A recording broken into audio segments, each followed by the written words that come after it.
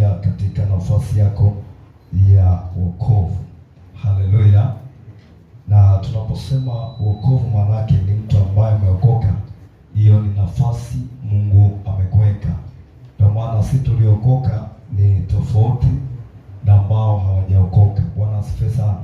Kwa hiyo Mungu amekuweka kwenye nafasi yako, mambo muhimu sana anataka uyazingatie.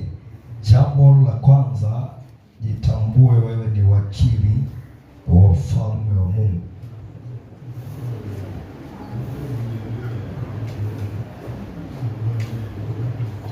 Jambo la kwanza muhimu, jitambue kuwa wewe ni wakili wa ufalme wa Mungu.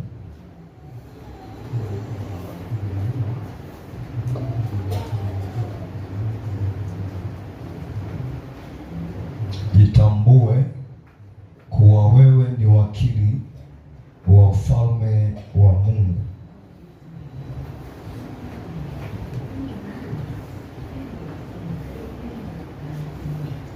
Bwana asifiwe sana. Kazi kubwa ambayo Mungu ameiweka ndani ya mtu aliyeokoka ni kumwakilisha. Hebu sema, mimi ni wakala. Sema tena, mimi ni wakala wa Mungu. Hapa duniani tuna watu wanaomjua Mungu, lakini pia tuna watu wasiomjua Mungu. Amina. Na Mungu ametuchanganya, ametuweka pamoja. Japo kuna andiko linasema tutengwe, tutoke kati yao, tusichangamane nao, lakini tunaona kwamba tunaishi nao.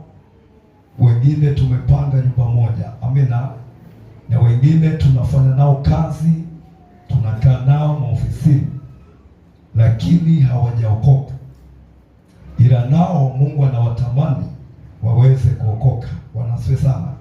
Kwa hiyo Mungu ametuchanganya, na lengo la kutuchanganya manake wale ambao hawana nuru waambukizwe nuru na sisi. Mungu anataka sisi ambao tumeokoka tuwe sababu ya wale wengine kuokoka. Ndio maana ya kutuchanganya. Unakuta wanandoa wawili, mmoja ameokoka, mwingine hajaokoka. Mungu ana kusudi la kukufanya uwe katika maisha hayo. Bwana Yesu asifiwe sana. Kwa hiyo Mungu anataka wewe ambaye umeitambua kweli ufanye juhudi ya kumfanya huyo mwenzako amjue Mungu. Haleluya. Kwa hiyo huo ndo wakala ama huo ndo wakili. Na kwa kuwa tunamwakilisha Mungu, lazima tutembee kwenye sheria na kanuni za Mungu. Huwezi kumwakilisha Mungu kama unavunja sheria, maana yake utakuwa wewe ni mwasi. Haleluya. Utakuwa umemwasi Mungu. Lakini wakili yoyote lazima sheria iwemo kichwani. Haleluya. Tusome kitabu cha Korinto wa kwanza sura ya 4 mstari wa 12. Wakorinto wa kwanza sura ya 4 mstari wa 12.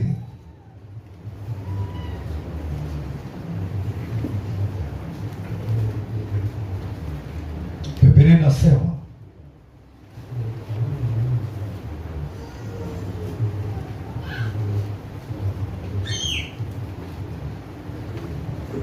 Korinto wa kwanza 4:1 hadi 2.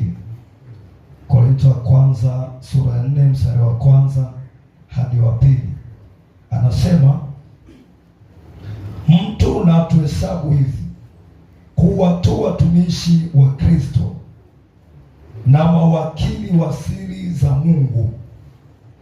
Hapo tena inayohitajiwa katika mawakili ndiyo mtu aonekane kuwa mwaminifu.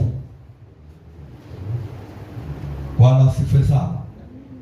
Mtu na tuhesabu, sio kwamba sisi tujigambe. Bwana asifiwe sana. Sio kwamba usimame, mimi ni mtumishi wa Mungu, si mimi ni mchungaji, si mimi naimba kwaya, si mimi kanisani kwangu mimi ni shemasi. hapo unakuwa unajihesabu. Bwana Yesu asifiwe sana. Biblia inasema mtu atuhesabu, manake sisi bila kujitambulisha, bila kuvaa vitambulisho, amena, bila kuvaa alama yoyote na kuonyesha wewe ni nani, mtu akuangalie, akuhesabu kwamba huyu ni mtumishi wa Mungu, huyu ameokoka, huyu anamjua Mungu, huyu anatembea katika njia za Mungu, watu watuhesabu. Lakini leo tunajihesabu kwamba mimi nimeokoka na matunda ya wokovu hayapo. Haleluya! Matunda ya wokovu hamna. Kwa hiyo anasema sifa mojawapo ya wakili aonekane kuwa mwaminifu. Hebu sema uaminifu.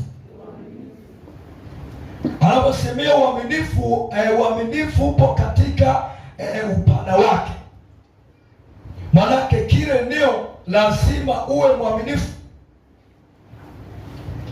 Iwe kwa swala la muda uwe mwaminifu. Haleluya. Iwe kwa swala la ibada uwe mwaminifu. Iwe kwenye ndoa yako uwe mwaminifu. Iwe kwenye biashara uwe mwaminifu. Kwa hiyo watu wanapoona wewe ni mwaminifu, watakuhesabu kwamba wewe ni wakili wa Mungu. Lakini unapokuwa sio mwaminifu, ukiwa hapa kanisani huko kivingine na ukiwa nje huko kivingine, maanake wewe sio mwaminifu. Haleluya. Maanake uaminifu hamna. Kwa hiyo unakuwa huna sifa ya kuitwa wakili wa Mungu. Unadhulumu watu. Haleluya. Unakopa ulipi. Uko nje umejaa lawama, watu wanakunyoshea vidole. Mpaka tunasema vibaya kwamba yani mlokole ukimkopesha hiyo imeisha, samehe tu. Hiyo ni sifa nzuri. Hakwambia kopesha mtu yoyote, sio aliyeokoka. Maanake kuna mtu kalishindwa kukava hiyo nafasi ya uaminifu, akawa sababu ya kuonekana sasa Wakristo wote waliokoka wote ni wazulumaji.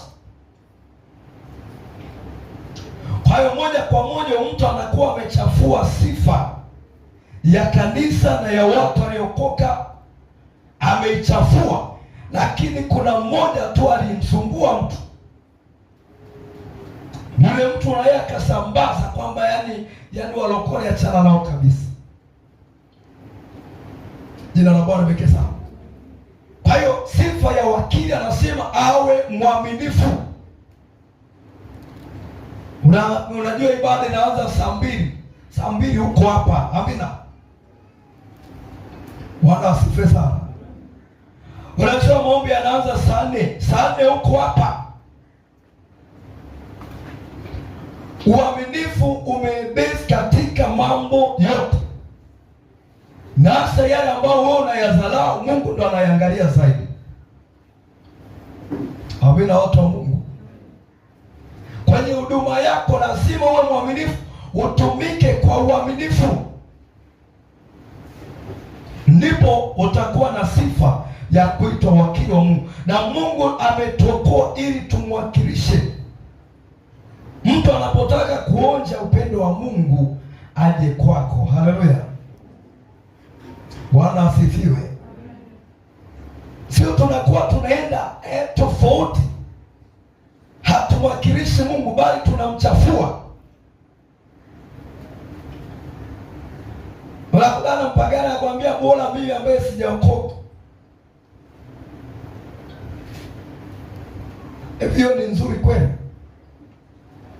Yale akwambia yani kwa maisha hayo bora hata mimi ambaye sijaokoka. Kwa baada ya kumwakilisha Mungu na kutu unamwakilisha nani? Adui. Bwana asifiwe sana. Unaonyesha rangi ya kuzimu, umevaa vazi la kuzimu, unatembea na maroho ya kuzimu, unamwakilisha shetani, lakini kwa jina unaitwa umeokoka. Hiyo haitakiwi. Amina. Uaminifu kwenye eneo lolote, onyesha uaminifu. Unaahidi mtu kitu, onyesha uaminifu, timiza. Bila sema ndio yako iwe ndio. Amina. Na sio iwe sio. Ukianza kusema ndio sio, unakuwa ueleweki. Bwana asifiwe sana. Ni hapana au ndio. Yaani hayo majibu mawili ndio yanatakiwa kwenye kinywa cha mtu aliye mwaminifu.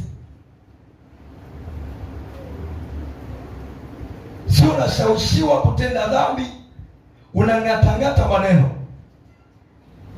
Haleluya. Bwana asifiwe. Unang'atang'ata maneno. Kataa, onyesha msimamo.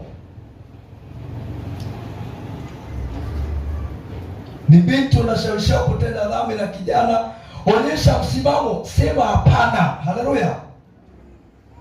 Sio unaanza kung'atang'ata maneno, mara nitangoja nikafikirie, mara nini, mwisho wa siku kitakacho kupata ni kibaya. Amen. Lazima useme hapana. Lililo jema sema ndio, usichanganye maneno. Hiyo ndio maana ya uaminifu.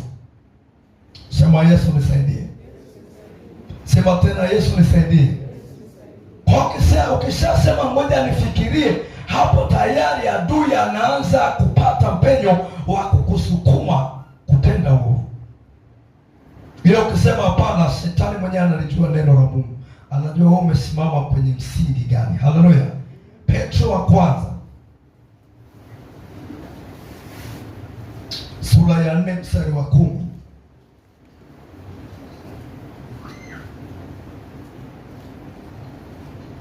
Petro wa kwanza sura ya 4 mstari wa 10.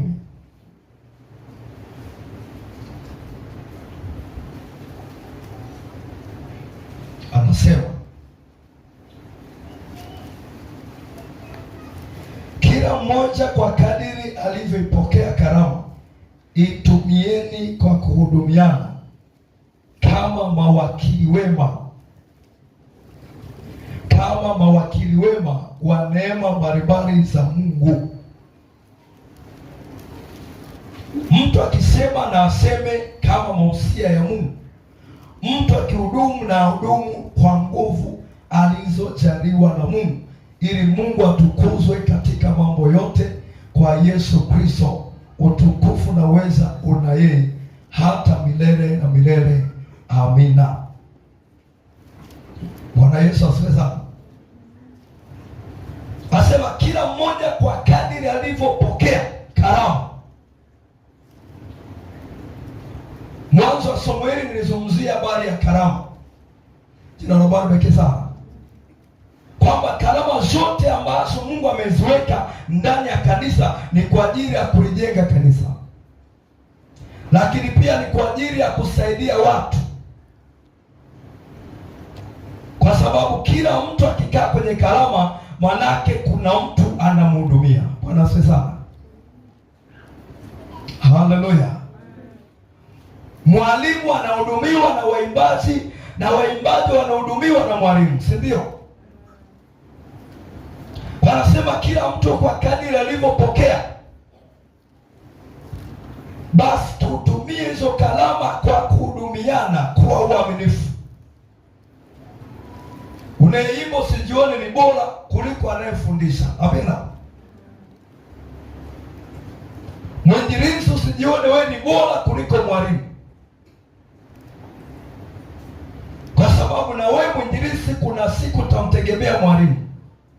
Bwana Yesu asifiwe sana. Mwalimu ndo analea huduma zote, vipawa vyote vinalelewa na mwalimu. Kwa hiyo ukajiona sasa wewe ni bora kuliko mwalimu wako. Wanasema tuhudumiane kama mawakili wa neema mbalimbali za Mungu, anasema kwa uaminifu. Jina la Bwana pekee sana. Usiwe na majigambo na malingo na kiburi. Au si ukasema bila mimi hakuna kitakachoenda. Ukiwa na mawazo hayo, hiyo huduma yako italaluliwa. Haleluya. Hiyo huduma yako itatolewa, atapewa mtu mwingine. Hiyo ni kama talanta Mungu anataka izae nini? Matunda. Uizalishe. Watu wanapofunguliwa kwa sababu ya huduma yako, hayo ndio matunda yenyewe. Mungu anahesabu fulani yule aliponywa kwa sababu ya huyu mtu alikaa vizuri kwenye nafasi yake. Yule fulani aliokoka kwa sababu mtu huyu alikaa vizuri kwenye nafasi yake. Hizo ndo talanta zinazozaa. Sema Yesu nisaidie. Haleluya. Kwa hiyo tunapokaa kwenye nafasi ya kuhudumiana, kanisa linasonga, kanisa linainuliwa, kanisa linakuwa na nguvu. Sio tu tuitwe kanisa kama wale makanisa mengine yanaitwa makanisa, lakini kinachoabudiwa sio Mungu. Wamepingana na kila neno lililoandikwa, lakini wanaitwa makanisa. Yanaitwa masinagogi ya nani? Ya Shetani. Bwana Yesu atusaidie sana. Kanisa ni wewe, sio jengo.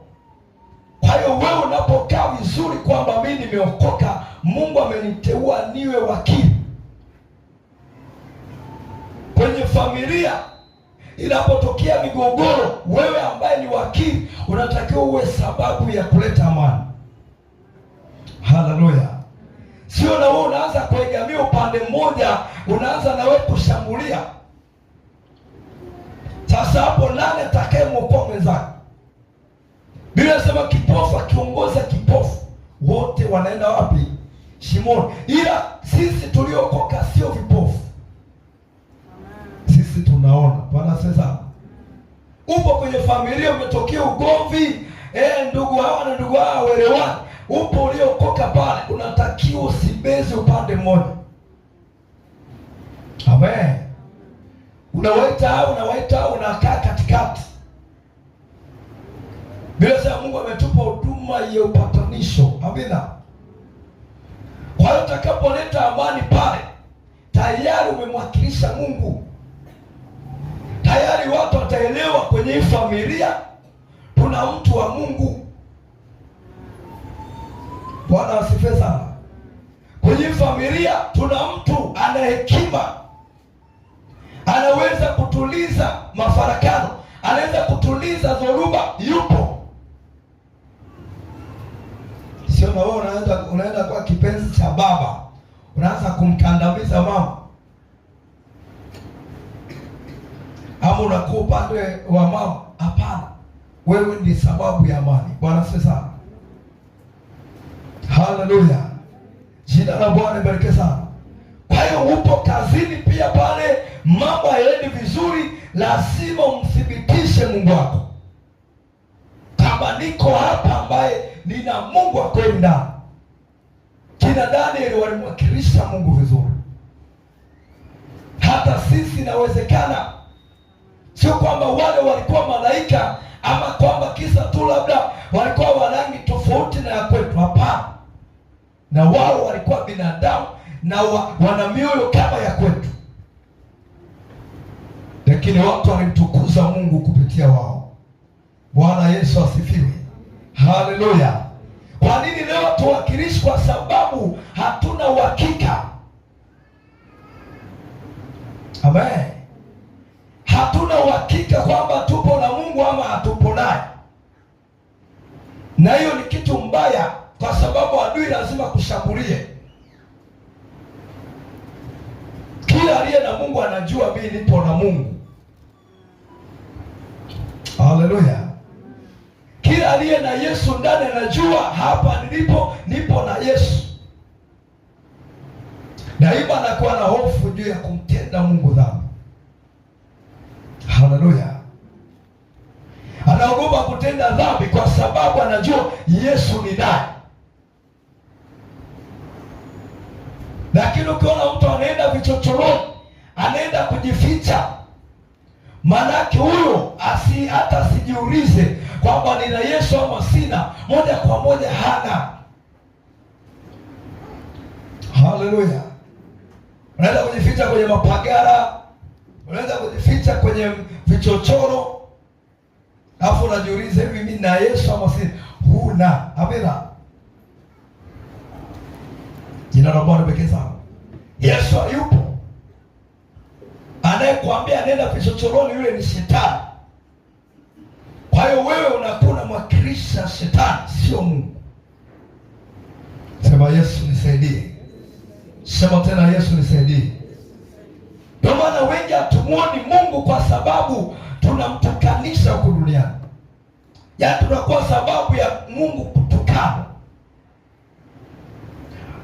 Sisi tuliokoka tunamwakilisha Mungu kuanzia muonekano mpaka ndani, mpaka kwenye mioyo. Haleluya. Kuvaa kwetu sisi ni tofauti. Unaweza ukavaa nguo wewe hiyo akavaa na mtu ambaye hajaokoka, lakini wewe uliokoka kuonekana imekupendeza zaidi. Bwana sasa, kwa sababu ya utukufu wa Mungu. Lakini kuna mavazi ya wapagani, kuna mavazi yetu tuliokoka. Amina. Maskari tunawatambuaje kwamba ni maskari? Kwa sababu ya mavazi yao. Amen. Bwana asifiwe. Hata kama watu walikuwa wanaenda kuiba sehemu, wakiwaona maskari wako pale, wanajua kwamba wale ni maskari kwa sababu ya muonekano. Makahaba pia vile vile wana mavazi yao. Bwana asifiwe sana. Yeye ni kahaba. Kwani unamwona ni kahaba amevaa mavazi ya nini? Ya kikahaba. Bwana asifiwe sana. Na Biblia inataja yapo mavazi ya kikahaba. Kwa hiyo namtambua Petro alionekana kwa mwenendo, kwa mavazi, kwamba angalia tavaa yake, yule ni mtumishi wa Yesu. Walitambua kwa nini? Kwa mavazi. Alipobisha wakaenda kwenye kuongea. Jina la Bwana pekee sana. Iwe na tafsiri kwamba walio na Yesu hata kuongea kwao ni tofauti na wapagani. Amen. Ndio kukutana na vijana ambao hawajaokoka na waliokoka, kuongea kwao ni tofauti. Jina la Bwana pekee sana. Stori zao ni tofauti, kila kitu ni tofauti. Kwa sababu gani? Sisi tunamwakilisha Mungu. Amen. Maneno yanakuwa tofauti. Kuna misemo ya nje sisi hatuijui, na hata kama tunaijua hatuisemi kwa sababu haina maana yoyote mbele za Mungu. Tunachana nayo. Yesu asifiwe sana. Lakini sasa hivi dunia imekuwa na nguvu, inaingia mpaka kanisani. Nakuta mtu kasimama na bodi anaongea maneno ya kihuni. Bwana Yesu asifiwe sana. Kwa sababu anashinda na wahuni toka asubuhi mpaka jioni, wiki nzima. Anashinda nao, anapiga nao stori za kipuzi. Kwa kija hata mazaboni anajua yuko na wahuni, kumbe yuko na waliokoka. Sema Yesu nisaidie. Ndio Biblia inasema kila neno analolisema mtu litafanya nini? Litatolewa hesabu. Bwana Yesu asifiwe sana. Kuna misemo hata hatujui imetoka wapi, achana nayo, haina maana. Amina, watu wa Mungu. Kwa nazungumzia uaminifu katika maisha yote. Eneo la pili, nafasi jambo la pili.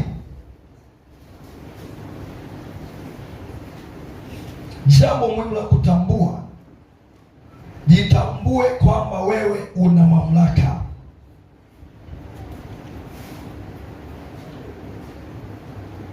Jitambue kwamba wewe una mamlaka.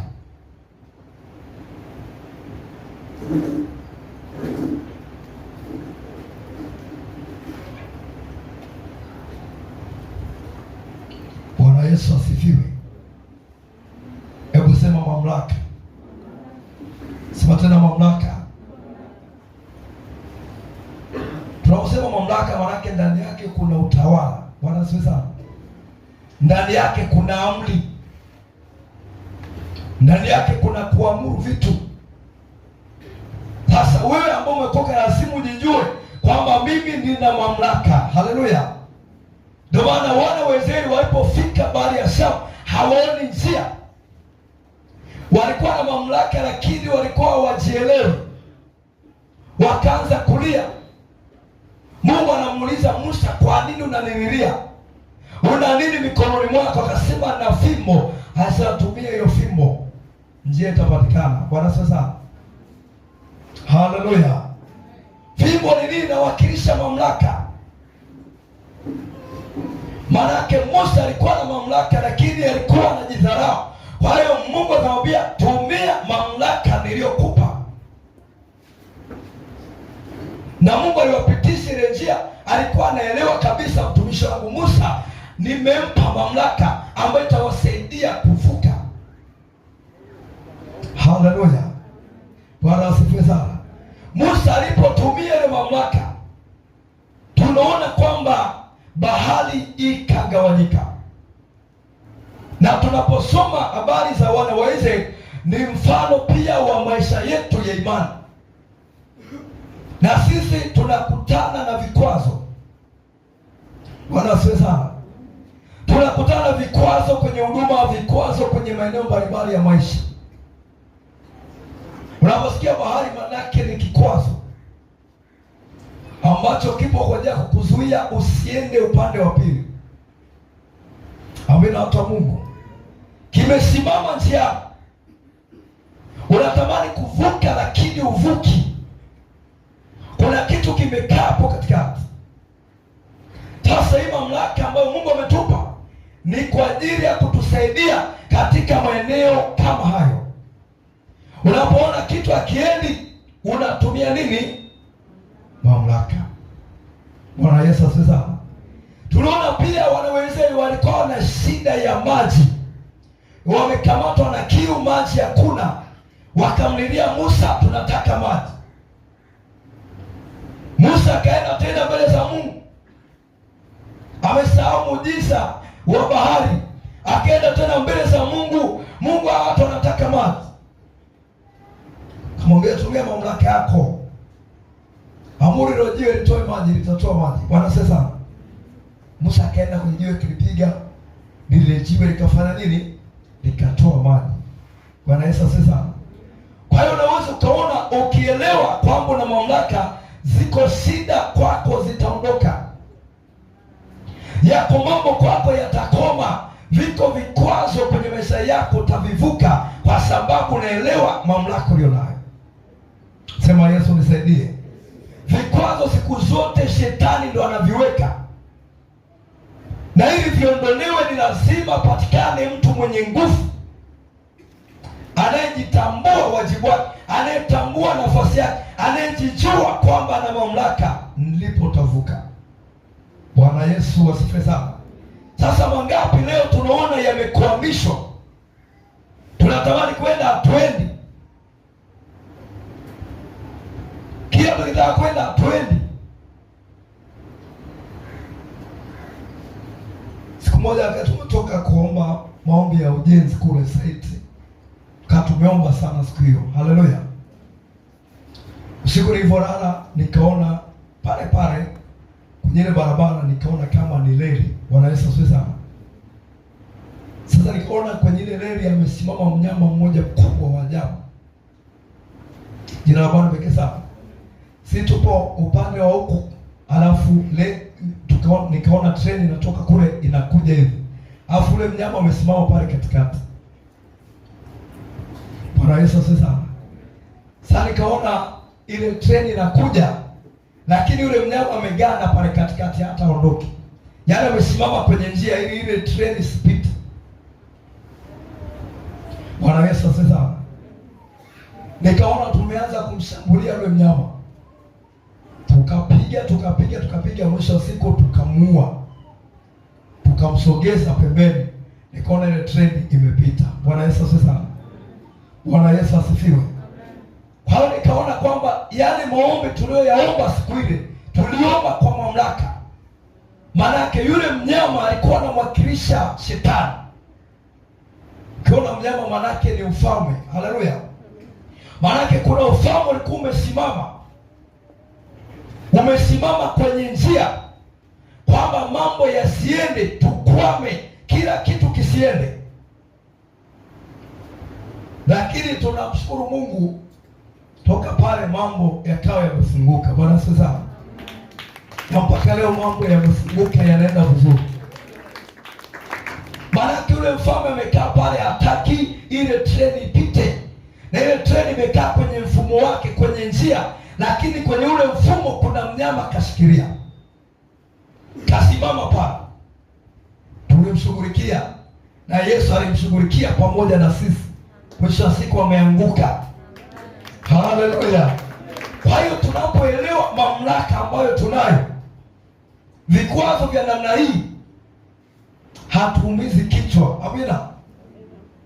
Hatuanzi kulia, kutoa michozi, si kufanya nini. Tunatumia mamlaka ili muujiza upatikane. Viko vikwazo vinatokea ili Mungu aweze kujitukuza. Amina, watu wa Mungu. Ile bahari pale ilitokea ili Mungu ajitukuze kwa Farao na majeshi yake. Ndio maana baada ya wana wa Israeli kuvuka, majeshi ya Farao na yenyewe yakajaribu kuvuka, wakasahau kwamba hii ni bahari. Yaani hata hawakufikiria kwamba hii ni bahari. Inakuwaje hii bahari imegawanyika? Hayo maswali hawakujiuliza. Bwana sana. Laiti wangejiuliza, wasingethubutu kuingia kwenye njia ambayo Mungu ametengeneza. Bwana Yesu asifiwe. Wewe unaelewa kabisa, unajua hii bahari waga hapa hamnaga njia. Leo imekuaje pana njia? Wao wakaparamia tu ile njia. Mwisho wa siku wote wameingia usawa bahari. Mungu akamwambia Musa, nyosha mkono wako, maji yarudi, yakawafunika wote, wakafa vibaya. Bwana sasa, ile ni mamlaka. Sasa wewe uliokoka utakiwi kwenda kinyonge. Amina. Umeona kitu akiendi, ni joka huyo amezuia. Tumia mamlaka. Unapomlilia joka, anaona fahari. Haleluya. Unaenda kulia mbele za Mungu, alafu ni joka limesimama pale linatabasamu, na Mungu anajua amekupa mamlaka uitumii. Wewe unakuta unaomba mambo hayatokei kwa sababu ya uzembe wako. Sema Yesu nisaidie. Sema Yesu nisaidie. Unaona biashara iendi, isemeshe. Fungua malango. Haleluya. Fungua malango. Tusome kitabu cha Mathayo Mtakatifu 16 mstari wa 16. Mathayo 16 17 hadi 18. So Mathayo 16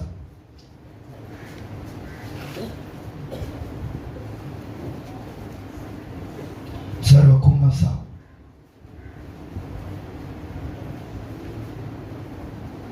Akasema, Yesu akajibu akamwambia, heri wewe Simoni Bayona, kwa kuwa mwili na damu havikukufunulia hili, bali Baba yangu aliye mbinguni. Nami nakwambia wewe ndiwe Petro, na juu ya mwamba huu nitalijenga kanisa langu, wala milango ya kuzimu haitalishinda. Nami nitakupa wewe funguo za ufalme wa mbinguni, na lolote utakalofunga duniani litakuwa limefungwa mbinguni, na lolote utakalolifungua duniani litakuwa limefunguliwa na mbinguni. Bwana asifiwe. Bwana Yesu asifiwe. Hapa ni Petro alikuwa ametoka kumkiri Yesu. Yesu akawauliza, uko nje watu wananisema mimi kama nani? Wengine wanasema wewe nabii, wengine wewe ni Elia. Hasema sawa, na nyie mnasemaje mimi ni nani? Petro akasema wewe ni Yesu mwana wa Mungu, wewe ni Masihi. Jina la Bwana libarikiwe sana.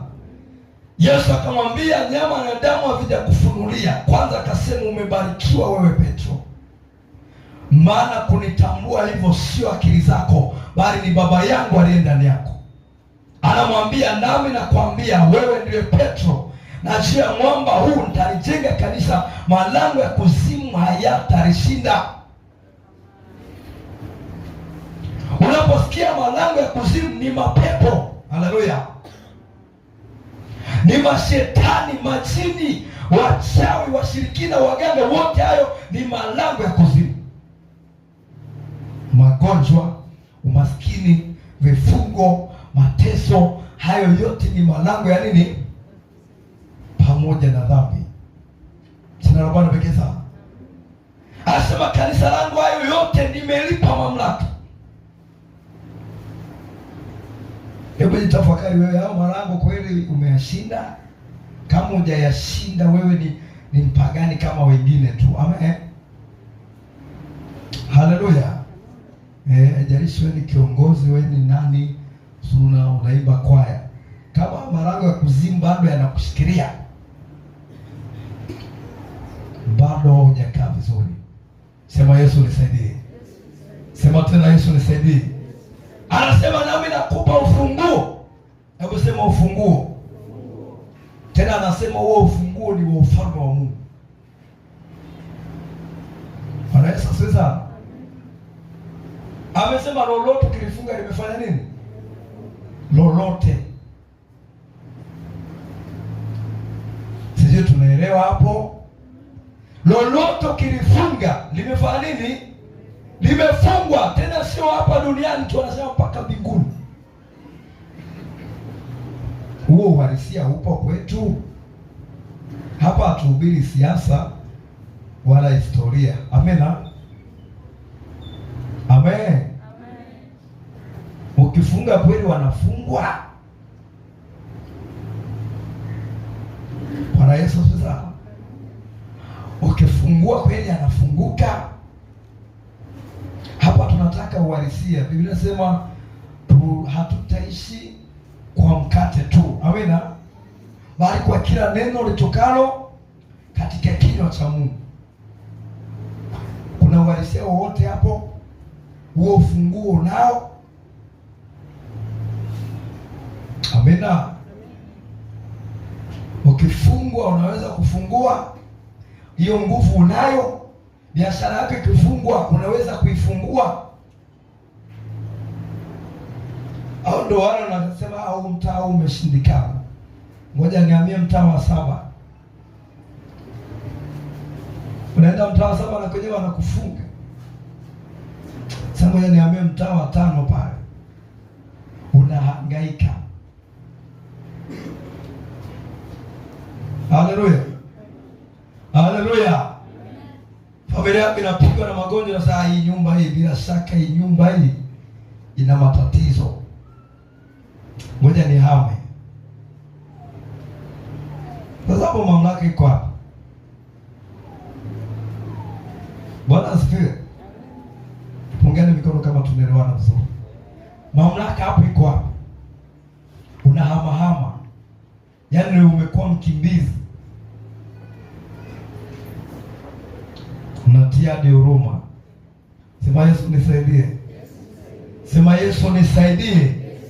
Mwana wa Mungu unakuwaje kama yatima, unalandalana, unakuwa kama mkimbizi? Dunia hii ni ya baba yako. Amina. Hii dunia yote ni ya baba yetu na ametupa. Na amesema kila tunapoenda tumepewa kibali cha kumiliki. Bwana Yesu sasa. Lakini kanisa la leo limeroa. Mamlaka hakuna. Linakimbia wachawi. Linakimbia waganga wa kienyeji.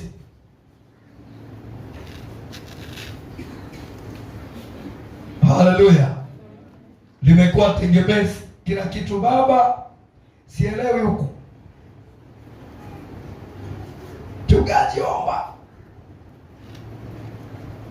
Yesu tusaidie sana. Haleluya. Amelaaniwa anayemtegemea nani? Mwanadamu. Mungu anataka usimame kwa zamu yako. Amina. Usimame kwenye nafasi yako.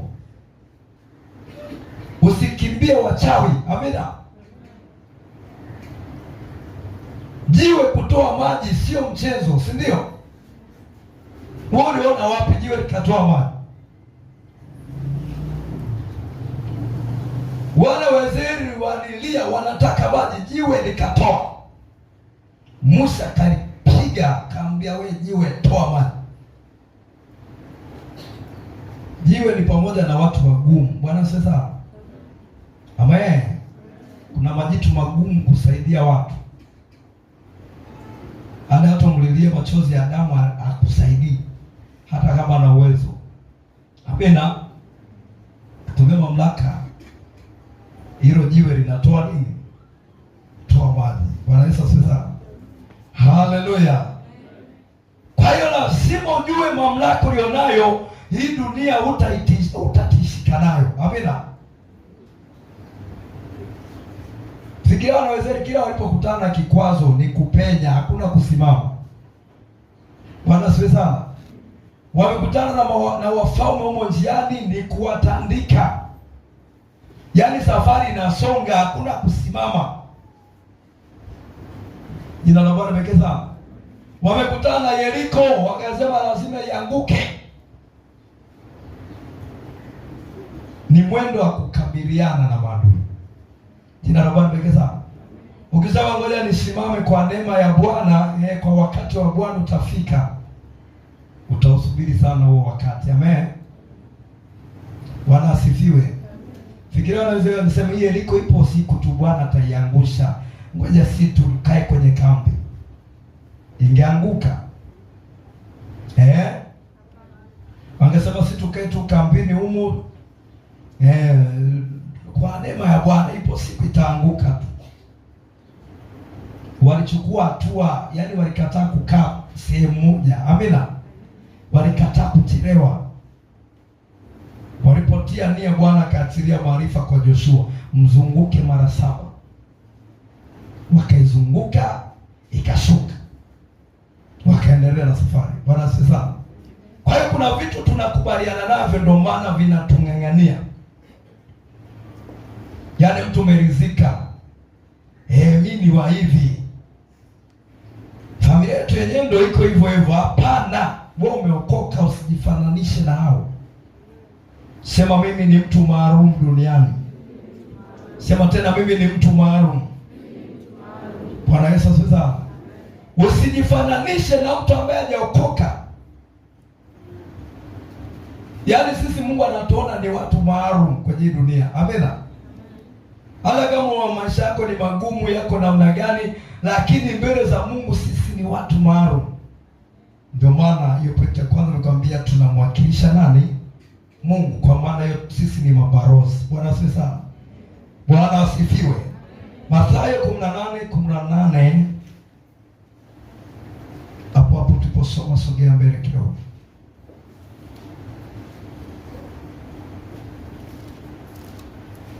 Mathayo 18:18 anasema, amini nawaambia, yoyote mtakayoyafunga duniani yatafungwa mbinguni, na yoyote mtakayofungua duniani yatafunguliwa mbinguni. Bwana Yesu asifiwe. Hilo nalo linaongelea hayo mamlaka ya kufunga na kufungua. Kwa unaangalia kwenye maisha yako nini kimefungwa. Mtoto wako amefungwa, unaenda unafungua. Bwana asifiwe. Bwana asifiwe. Sio mume wako amefungwa, unaenda unafungua. Hapa amesema lolote. Kila siku nalia mwanaume 20 ataokoka. Kila siku ananipiga. Kila siku analewa. Yesu atusaidie sana. Kila siku yeye ni kulewa tu kila siku. Wewe utaki kulalamika. Amina. Bwana asifiwe. Tuliishi neno wapendwa, tutaona raha ya wokovu. Amina. Hapa anasema yoyote mtakayoyafunga. Ukiona mumeo analewa, funga hiyo roho. Amina. Simamia hilo andiko, funga. Kama kweli umeokoka, litafungwa hilo roho, ataacha kulewa. Amina. Ataacha kukupiga, ataacha kukuzibua vibao. Bwana sasa, ndoa yako itabaki na amani. Mafarakano yameinuka, funga. Huko ndo kuishi nini? Neno la Mungu. Bwana Yesu sasa, Bwana asifiwe. Sasa shetani anatuchezea kwenye ufahamu ili tusijue hizi mamlaka, ili azidi kutufunga na kutufunga. Bwana Yesu sasa, yaani Mungu alisema hata tuacha nini? Yatima. Haya yote na kufundisha, msingi wake ni Roho Mtakatifu. Amina. Bwana asifiwe sana. Msingi wake ni Roho. Alisema sitawacha yatima, maanake sitaacha mteseke. Kwa hiyo Roho ni kukupa maarifa. Amina. Kwamba biashara iendi, fanya hivi. Jina la Bwana pekee sana. Ndoa yako inasumbua, omba maombi ya namna hii. Ndio kuna siku nilikwambia sio kila vita tunaishinda kwa kupambana. Amina. Haleluya. Sio kila vita tunaishinda kwa kusema napiga, nalipua, si nafanya nini. Pengine tunashinda tu kwa sadaka. Amina. Bwana asifiwe. Ibrahimu alikuwa na shida ya watoto kwa muda mrefu. Amina. Lakini alipoitwa na Mungu kwamba Ibrahimu, toka kwenye nchi, nenda mpaka nchi nitakao kuonyesha, na alipoenda kula ipotii, tunaona kwamba Ibrahimu alionyesha ukarimu, kuwakarimu malaika, akatoa sadaka. Wale malaika wakala wakashiba. Haleluya. Bwana asifiwe. Baada ya kula wakasema, panapo mwakani majira kama mkeo Sara atakuwa na uzao. Bwana Yesu asifiwe sana. Mkeo Sara atakuwa na mtoto. Hapo Ibrahimu amevunja ngome, ameangusha falme, ametoa sadaka, amekarimu. Kuna vita zingine tunaishinda kwa kukarimu. Bwana asifiwe sana.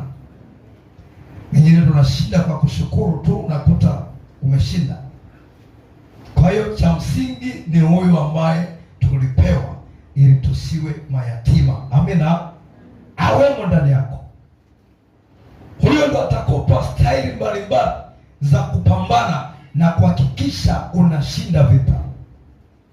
Sasa ambao hatuna roho, tumekariri moja tu: kupiga madhabahu, kubomoa, kuangamiza, kucheka. Yesu atusaidie sana. Kumbe wakati mwingine Mungu anataka utoe hata cha mfukoni. Amina. Sio tu unafyeka afa vifyekeki. Bwana Yesu asifiwe. Wakati anataka aonje hata mfuko wako. Toa sadaka, lakini kikubwa ni maelekezo. Amina. Sikiliza ndani kunakwambia nini. Nenda kwa Roho. Bwana Yesu asifiwe sana. Bwana asifiwe. Kila kitu lazima umsikilize Roho. Kwa hiyo tumeangalia hizo pointi mbili, kwa wakati mwingine tuangalie hizo mbili zilizobaki. Amina. Mambo muhimu ya kuzingatia unapokaa kwenye nafasi ya wokovu. Amen. Kwa tumeangalia wewe ni wakili, lakini pia ndani yako una mamlaka ya kimungu. Bwana asifiwe sana. Chochote ambacho kinaenda ndivyo sivyo, na uwezo wa kukiamuru na kikikaa vizuri, maana Biblia haijatuwekea mipaka, imetuambia lolote. Amina. Kwa maana Elia kaweza kufunga hadi mvua ikafungwa kwa miaka 3 na